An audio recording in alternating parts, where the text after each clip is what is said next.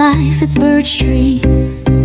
Birch Tree got us for family, laging kasama sa iyong journey. Start your day with Birch Tree. The milk of life is Birch Tree.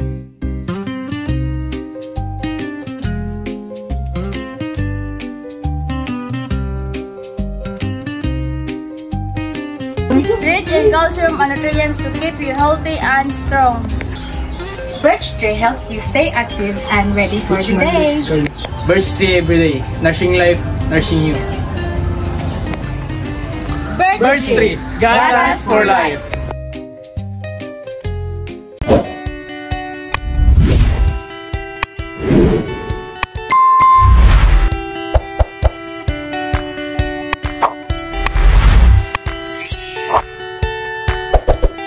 Hello everyone, every two, every three, it's me again, Cleddy. Another day, another content. I'm here with my friends today.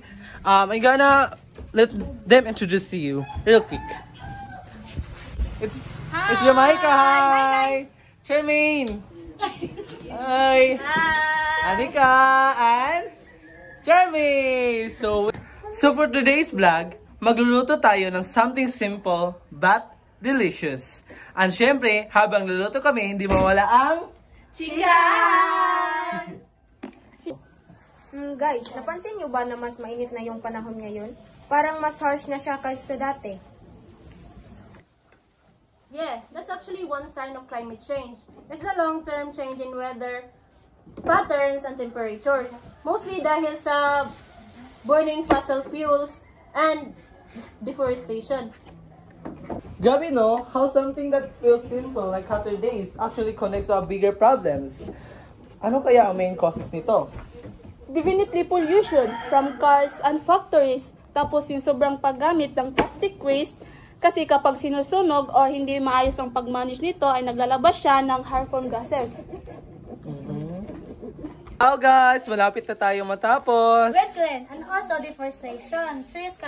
Trees absorb carbon dioxide. Kung patuloy-tuloy lang yung pagpuputol natin, naipon lang yung gases sa atmosphere. But you know, may mga simple ways tayo to minimize climate change. Yeah, you're right. Like reusable bags, pagtitipid ng kuryente, pagtatanim ng puno, or kahit carpooling instead of driving alone. Tama, small daily actions may look simple. Pero kapag sabay-sabay ginagawa ng marami, sobrang laki ng impact.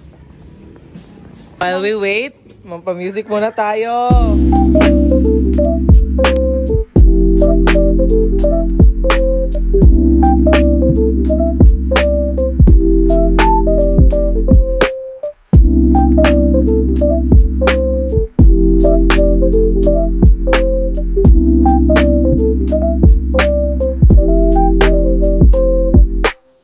Habang hinihintay natin maluto yung food, let's talk about the effects of climate change. Ano ba napansin nyo? Isa na doon yung mas malakas na bagyo, parang nag-extreme yung weather kaysa dati. Oo nga, tapos yung init, nakapekto rin sa health, madalas na heat stroke at dehydration. Even yung farming and food supply. Kasi yung drought at floods, nasisira yung mga crops.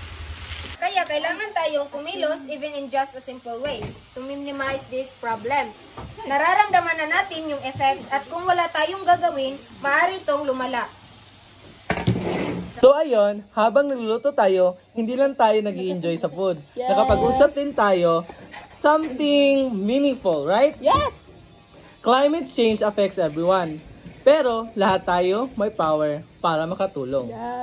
Exactly. Hindi lang siya tungkol sa big companies or governments. It's also about the choices na ginagawa natin every day.